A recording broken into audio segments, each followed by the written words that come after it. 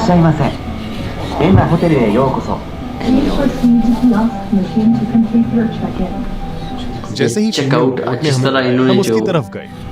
Dress up इनका किया हुआ है तो बिल्कुल रियल दिख रहा है कि कोई इंसान खड़ा हुआ है। हालांकि ये सारे रिपोर्ट्स रोबोट द्वारा दिए गए इंस्ट्रक्शन के हिसाब से पासपोर्ट हमने अपने उनको पासपोर्ट स्कैन करवा रहे, डॉक्यूमेंट्स साइन पर भी कर साइन किया लेते हैं। और फिर रोबोट ने हमें ग्रीट किया और हमारी जानकारी लेने के बाद हमें पेइंग मशीन की तरफ इशारा किया।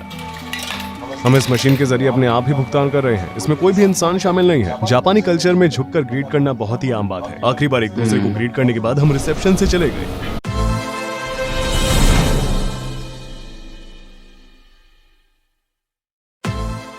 अस्सलाम वालेकुम, मैं फवाद रहा हूँ आपके प्योर रिएक्शन। आज की वीडियो जो आपके साथ शेयर करने जा रहा हूँ तो काफ़ी इंटरेस्टिंग है और काफ़ी हैरानकुन है। आप शॉक हो जाएंगे इस वीडियो को देख के, क्योंकि टोक्यो जो कि जापान का शहर है उसमें एक होटल बना हुआ है जहाँ पे सारी मैनेजमेंट और सब कुछ जो हैंडल कर रहा है वो रोबोट्स कर रहे हैं। कोई इंसान वहाँ पे नहीं होगा। ये सारे रोबोट जो है ना वो इसको मैनेज कर रहा है। वो शेफ़ से लेकर रेस्टोरेंट से और रेस्टोरेंट से सारी ड्यूटीज जो है ना वो अंजाम कर रहे हैं तो वो रोबोट से। इसकी डॉक्यूमेंट्री जो बनाई गई है वो रूई शरण है और काइंडली वीडियो को स्टार्ट से एंड तक ज़रूर देखिएगा तो आपको काफ़ी मालूमात मिलेगी और मज़ा भी आएगा। और वीडियो को देखते हैं विदाउट वेस्टिंग टाइम। अगर आप मेरे चैनल पर न्यू हैं तो मेरे चैनल को सब्सक्राइब करें, लाइक करें और बेल आइकन को जरूर प्रेस करें आने वाली हर वीडियो को नोटिफिकेशन आपको मिलती रहे। तो लेट्स स्टार्ट 3, 2, 1 गो।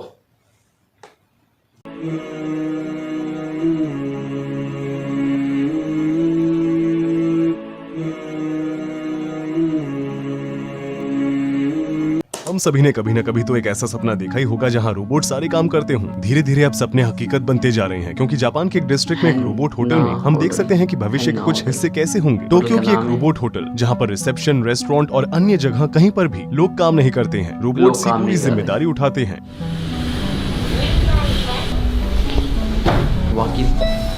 रिसेप्शन में चेक इन करने के लिए सबसे पहले हम मेन रोबोट के पास गए जो हमारे सबसे करीब था। सारे रोबोट्स いらっしゃいませ。エンナホテルへようこそ。 जैसे ही फीमेल रोबोट ने हमें बुलाया हम उसकी तरफ गए। ड्रेसअप इनका किया हुआ है तो बिल्कुल रियल दिख रहा है कि कोई इंसान खड़ा हुआ है। हालांकि ये सारे रोबोट्स रोबोट द्वारा दिए गए इंस्ट्रक्शन के हिसाब से हमने अपने पासपोर्ट स्कैन किए, डॉक्यूमेंट्स पर साइन किया और फिर रोबोट ने हमें ग्रीट किया और हमारी जानकारी लेने के बाद हमें पेइंग मशीन की तरफ इशारा किया। हम इस मशीन के जरिए अपने आप ही भुगतान कर रहे हैं। इसमें कोई भी इंसान शामिल नहीं है। जापानी कल्चर में झुककर ग्रीट करना बहुत ही आम बात है। आखिरी बार एक दूसरे को ग्रीट करने के बाद हम रिसेप्शन से चले गए। देखो वहाँ पर कुछ है। いらっしゃいませ。ようこそお越しくださいました。 जैसा कि लिफ्ट में लगे हुए इंफॉर्मेशन सेंटर से पता चलता है कि इस होटल में खाना बनाने या कपड़े धोने के लिए भी कोई इंसान मौजूद नहीं है। होटल के रेस्टोरेंट में सिर्फ ऑटोमेट्स होते हैं। आप बिना किसी से बात किए ऑटोमेट से चप्पल और पजामा भी खरीद सकते हैं। यहाँ तक कि लॉन्ड्री भी ऑटोमेट्स द्वारा ही की जाती है। क्या बात है।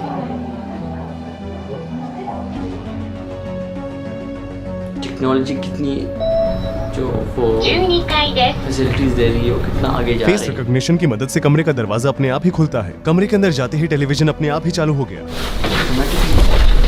और एसी भी अपने आप चालू हो गया।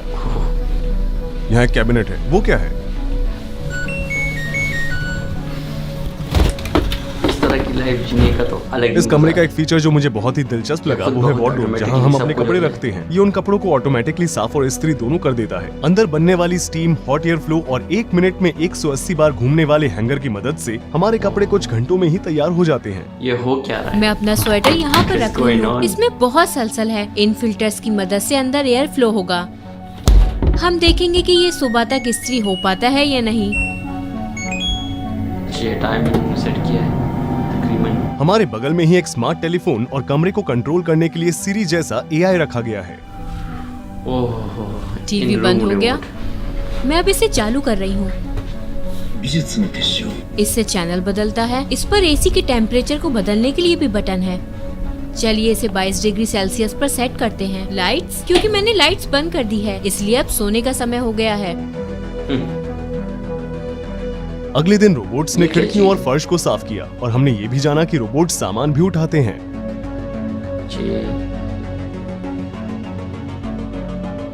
कोई इंसान नहीं रहा है, सारे रोबोट्स हैं। रोबोटिक बिजनेसेस जैसे हैना होटल फिलहाल मनोरंजक अनुभवों के लिए ही है। जब मैंने हैना होटल के विजिटर्स से बात की तो उन्होंने कहा कि रोबोट्स उन्हें किसी इंसानी कर्मचारी की तरह नहीं समझते हैं और उनमें कोई भी फीलिंग्स नहीं।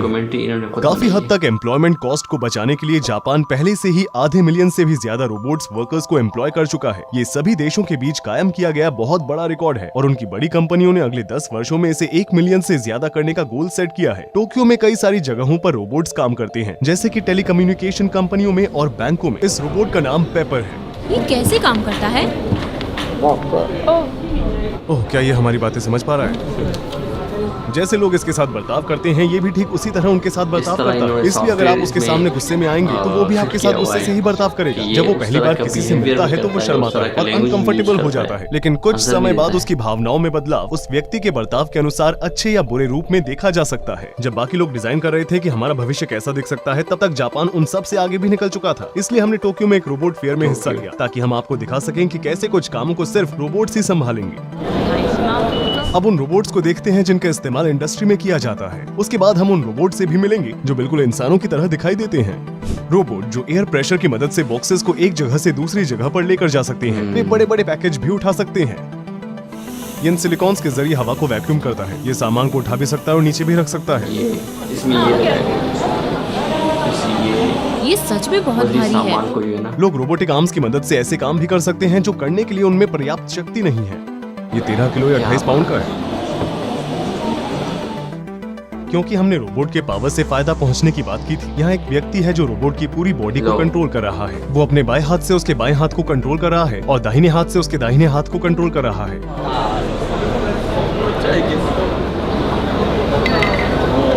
ऐसे रोबोटिक आर्म्स भी हैं जो कैरी करने वाले बैंड पर भी कैप लगाते हैं। रोबोटिक आर्म्स जो बहुत ज्यादा टैलेंटेड हैं और इंसानी हाथों की तुलना में तेजी से काम करते हैं। जापान ये उन सभी को एक ही ऑर्डर में रख रहा है।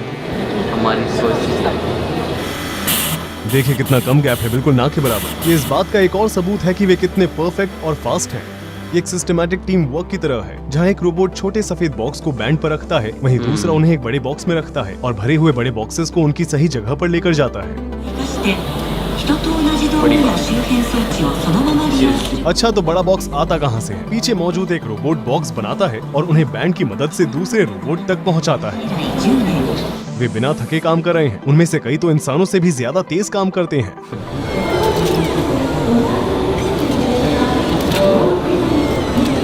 इसकी पकड़ वाकई में बहुत मजबूत है। और ये रोबोट अपनी काबिल तारीफ क्षमता की मदद से सर्कल्स के बीच में जो स्पेस है उसमें से स्टिक निकालता है। ये सिर्फ हमारे मनोरंजन के लिए ही है।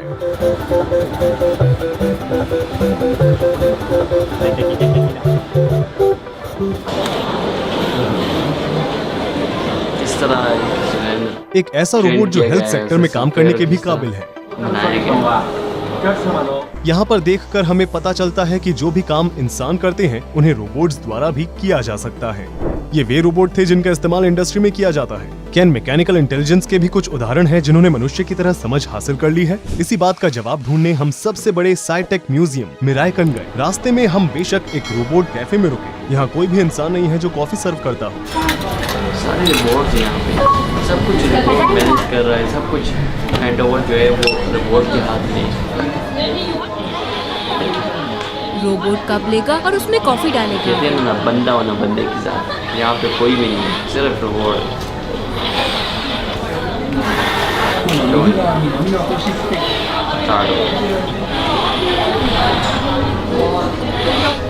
कैफे के पास रोबोटिक डॉग्स भी थे।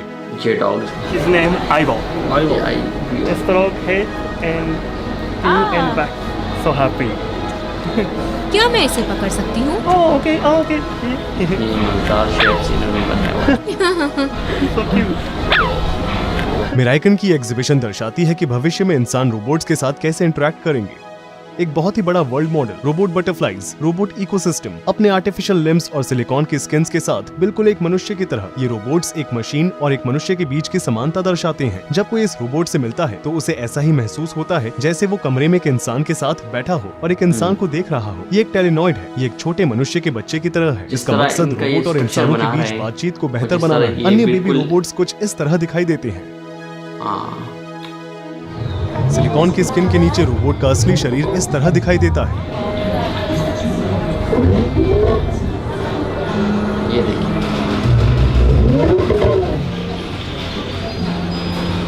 इस रोबोट का चेहरा काफी हद तक इंसानों जैसा दिखता है और ये हमें पूरी तरह से चौंका देता है। बिल्कुल हम रेल उसके में चेहरे दिख को रहा है। देखकर इसे कोई- भावनाओं वाला इंसान समझकर आसानी से धोखा खा सकते हैं। तुम कैसी हो? मैं ठीक हूँ, आप कैसी हैं? मैं भी ठीक हूँ। तुम रोबोट हो या इंसान? मैं एक रोबोट हूँ। तुम बिल्कुल इंसान की तरह लगती हो। हाँ, मुझे इंसानों द्वारा ही बनाया गया है। क्या मैं तुम्हें छू सकती हूँ? नहीं, क्यों? मुझे इसके लिए डिजाइन नहीं किया गया है। ठीक है, तुम्हारी उम्र क्या है? मेरी उम्र 2 साल है। तुम्हारी आवाज बिल्कुल भी लड़की जैसी नहीं है। हाँ, शायद मेरी प्रोग्रामिंग में कोई खराबी है। हाँ, शायद कोई तकनीकी खराबी है। हाँ, तुम्हारी आंखें बहुत लाल दिखाई दे रही हैं। आपने ऐसा क्यों कहा? क्या तुम मुझे इधर उधर होते देख सकती हो?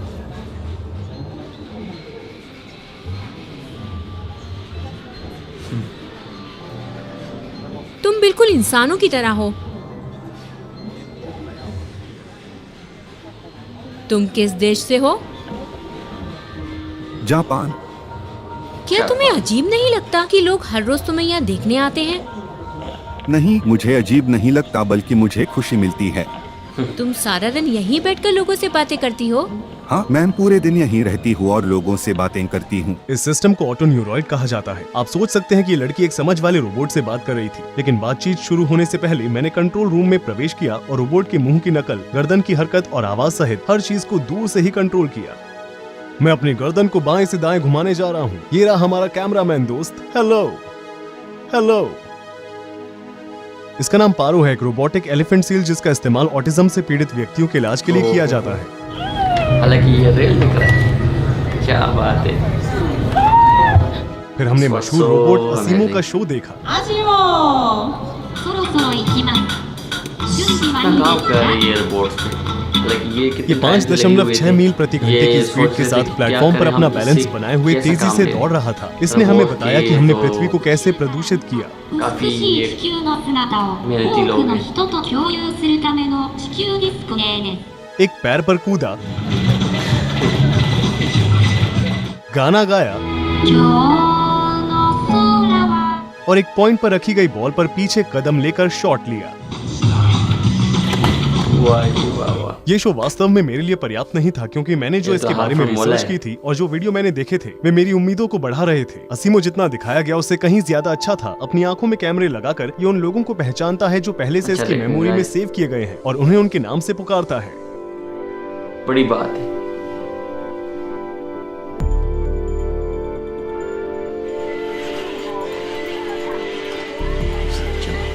जब कोई भी उससे बात करता है तो वो उस व्यक्ति की तरफ मुड़ता है और कम शब्दों में बात करता है। जब उसके सामने कोई बाधा या कोई व्यक्ति आता है तो वो अपनी दिशा बदल देता है। जब कोई उसके साथ हाथ मिलाता है तो वो भी हाथ मिलाता है। वो एकदम सही ढंग से अपनी उंगलियों और हाथों का इस्तेमाल करता है। शो खत्म हो जाने के बाद और लोगों के चले जाने के बाद हमने देखा कि अटेंडेंट्स ब्लैक स्पॉट्स को कवर कर रहे थे। असीमो की हर चाल को पहले से ही प्रोग्राम किया गया था। रोबोट अपने आप ही नहीं चल रहा था। उसके बाद हम वापस रोबोट होटल आ गए।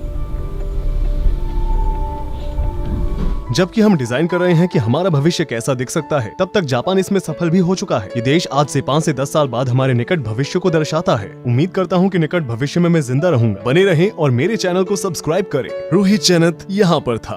तो ये वीडियो थी और वीडियो आपको कैसी लगी आप मुझे कमेंट बॉक्स में बता सकते हैं। और वाकई जापान ने जिस तरह तरक्की की है और हालांकि अमेरिका भी कोशिश कर रहा है अपने आप को सुपर पावर और जिस तरह वो टेक्नोलॉजी में आगे है, लेकिन जापान जिस तरह आगे जा रहा है, जिस तरह उन्होंने रोबोट पे इन्होंने रिसर्च किया और जिस तरह रोबोट इन्होंने प्रोग्राम डिज़ाइन किया है, तो हेड्स ऑफ इनको, क्योंकि ये काफ़ी आगे जा रहे हैं। और आगे जो इन्होंने फ्यूचर बताया है 2050 में, तो इनका यही मानना है कि हम 2050 में सब कुछ आम रूटीन में जो जितनी भी एक्टिविटीज़ होती है तो वो रोबोट के ज़रिए वो उसको कंट्रोल करेंगे। तो एक बड़ी बात है इनके लिए। और जिस तरह ये कर रहे हैं तो इन फ्यूचर इस तरह लगता है कि वाकई जो कुछ काम होगा वो सब कुछ मैंने जो है ना वो रोबोट करेंगे। क्योंकि जिस तरह इन्होंने होटल बनाया है, वो जिस तरह इन्होंने सब कुछ रिस्पॉन्सिबिलिटीज़ वो रोबोट पे डाली है, तो हर एक इवन जो शेफ़ हो गया जो रेस्टोरेंट का, और जिस तरह रिसेप्शन में हो गए, जिस तरह और जो काम थे रोबोट्स जो कर रहे हैं, तो वो एक बड़ी बात है। क्योंकि पूरे होटल में विदाउट एनी ह्यूमन कोई इंसान नहीं है वहाँ पे, और वहाँ पे रोबोट काम कर रहे।